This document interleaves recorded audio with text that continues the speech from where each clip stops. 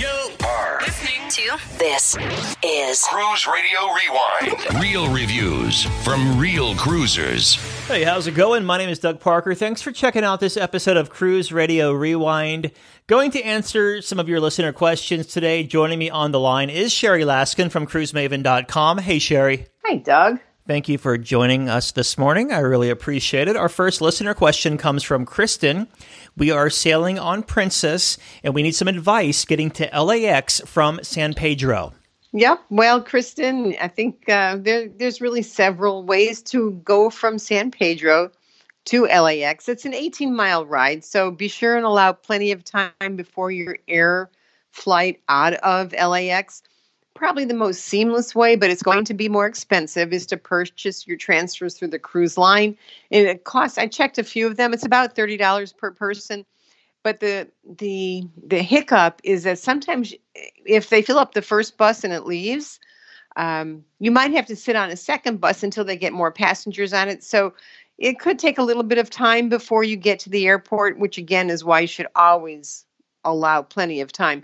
But of course, you can get a taxi, but the best alternative, and I know Doug will agree with me on this one, is to take Uber or Lyft. Mm-hmm. So for example, an Uber X will cost between about $28 to $34, and an Uber XL is about $45 to $54, and of course the tip is additional.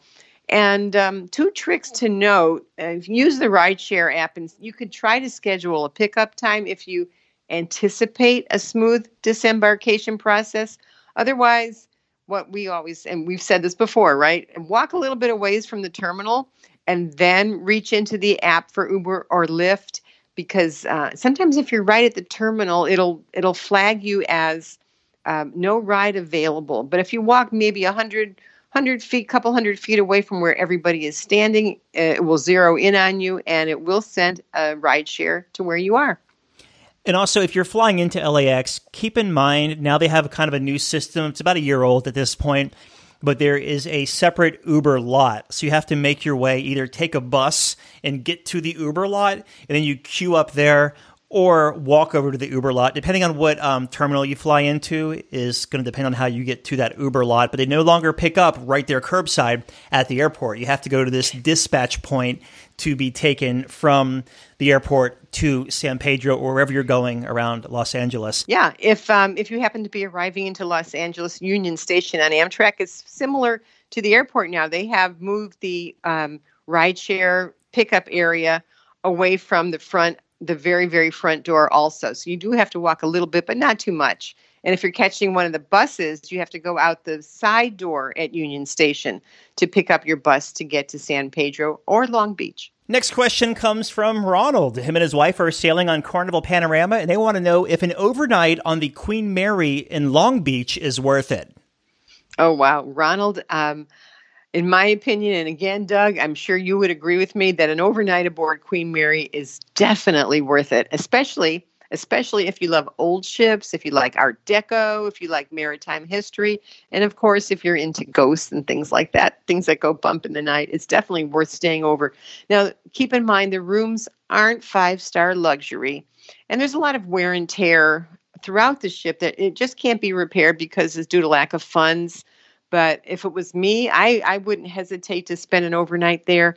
But right now, at least for this year, check for availability to make sure they're even open and make sure that the tours might be running. I mean, you don't really need to always take a tour. You can sort of like skulk around and inspect the ship on your own.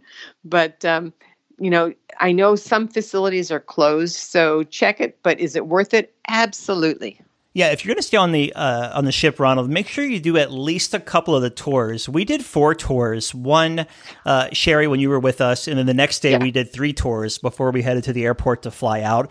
And the tour is super cheap, especially if you're staying there. You get like $5 off, or maybe it's like $10 a tour. But like an engine room, the first, second, and third class tour, the ghost tour. Is that the one we did, Sherry, the ghost tour? Yeah, we did the ghost tour. Okay. Mm-hmm.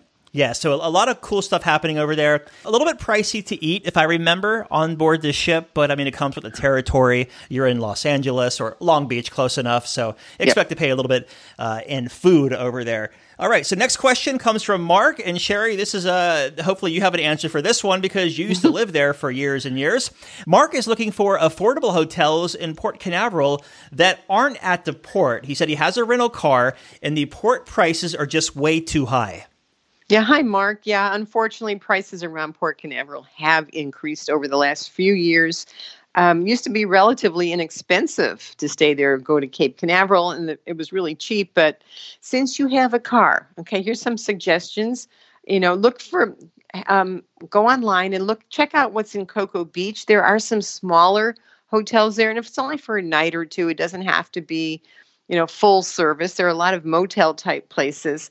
And there's also a lot of cute bed and breakfast places throughout Brevard County. So check Melbourne Beach. Titusville might even be something to think of. They're coming around and they've got a playhouse. There's a lot of things to do in Titusville, which you wouldn't expect.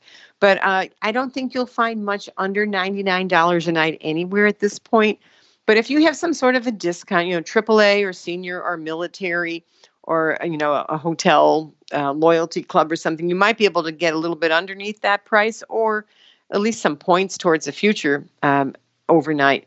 But yeah, it's kind of hard. I mean, there's parts of Melbourne. You can head towards downtown Old Melbourne, and there's some hotels down there. There's the usual chains, but it's not going to be cheap anymore. It's still cheaper than Miami or Fort Lauderdale by a long stretch. But, figure probably about $100 a night, unless you can find a deal somewhere. But enjoy it and have fun and check out the area. There's a lot to do. Sherry, when you lived down there, did you ever go to Dixie Crossroads in Titusville? Oh, my God. It has been on my to-do list for 21 years, and I never got there. I don't know why. I've been everywhere else, but, I couldn't find anyone that actually wanted to go there a second time, and I hadn't been there a first time. You've been there, right? Yeah, we went there after the gambling ship last weekend in Port Canaveral. We went, Richard and I went there and had a great meal. Really good meal and good oysters and everything there. Also, have you ever dined at Rusty's at the port? Many times. Yeah, really good there. A little pricey. And also Fish Lips is always solid. On the hotel front, exit 215. So it's like the Titusville exit, 10 miles north of the Port Canaveral exit.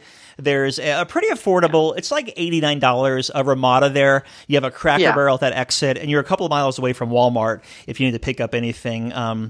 I really wish you lived down there still, Sherry. I could have a business here. I could rent my camper to cruisers. They could go to Jetty Park. They could have a little package there, right? I could have you set it up for them, give you a little side fee, and we need to get you back to Florida. I'm trying. Right now I'm still stuck in Sitka. I'm stranded up here until things clear up. But I'm working on it. Yeah, it's. I'll tell you what, total side note here, not even cruise relevant, but the whole camper thing is a whole subculture of camping and all of this, and I'm really digging it. It's cool. Like I've told you before, I did it, 15 years ago, maybe with an RV, and I had so much fun. I cannot wait to figure out how I can get into that again, but I'm getting all my tips from you, so I'll figure it out. Last question here comes from Mike. I might butcher this, so bear with me. It says, "Hi, Doug and Sherry. I have a booked Polynesia cruise in April of 2021, which included airfare from the cruise line. First of all, it was much cheaper than I could book myself, and given COVID, finding flights might be tricky anyway. My traveling companions are much more skeptical because of the same-day flight, which I wouldn't do on my own typically. My thinking was that when the cruise line books your airfare, they're responsible for making sure you get to the ship. Is that true, or is it just an urban legend?" I like that expression. But yeah, so it sounds like you are expecting to land at your embarkation port on the same day as departure, which is what's making your friends nervous. But if you booked it through the cruise line, it's almost a sure bet that the ship will try to wait until your arrival. And chances are there are others going on the same cruise that will be on your flight as well. So, sometimes if you or a couple are the only people on the plane that are going to that particular ship, I mean, they still know that you're on the flight, but there's, if there are several people, and if you're going to Polynesia somewhere there, chances are they will hold the plane. And if not, of course, they will fly you to the next port where you can embark. It's probably going to be all the way across the Pacific. But, just make sure you have travel insurance. Read the fine print on your air ticket contract as well as your cruise contract. And as always, what do we always say? Make sure you purchase travel insurance that will cover delayed or missed connections. I was going to say, if he's going out of Tahiti, he's probably sailing on a small cruise line like Paul Gauguin or Windstar or maybe Regent or Oceania. So there's a good chance if they were late, they're going to hold the ship because not many people are flying to Tahiti for a cruise. No, and for the price of the cruise and the ticket, they'll go out of their, if it's a luxury or a small ship cruise line, they will go out of their way to make sure you make it to the ship in time for embarkation. I just realized I'm saying Tahiti. Is that the same thing as Polynesia or is that different? It's in French Polynesia. Okay, well, so we'll go with that. It includes like Moorea and those other islands. Yeah. Yeah, fun time there. I hope you enjoy that, Mike. And thanks for the email. If you have any questions, you can always email yours to doug@cruiseradio.net. Sherry, did you recently change your signature here on your email? It says Sherry Laskin, editor of cruisemaven.com. I've always had that. I just realized that. Okay. Yeah, I usually bump it all the way down the bottom so no one sees it. I do that. I delete my signature a lot because I think it feels pretentious unless I'm speaking with people I've never spoken to before. Yeah, and especially if it's from my phone and it doesn't show, I forget. But most times I'll do the same thing or I'll take away a couple of lines. Especially if it's to people that I know, I'm not going to put that in there. Double pretentious when it says Sherry Laskin, editor, cruisemaven.com, sent from my iPhone. That's even more stupid, right? We've been talking with Sherry Laskin. I'll get you for that one. We've been talking with Sherry Laskin from cruisemaven.com. Thank you so much. We'll talk to you on Thursday. We'll see about that.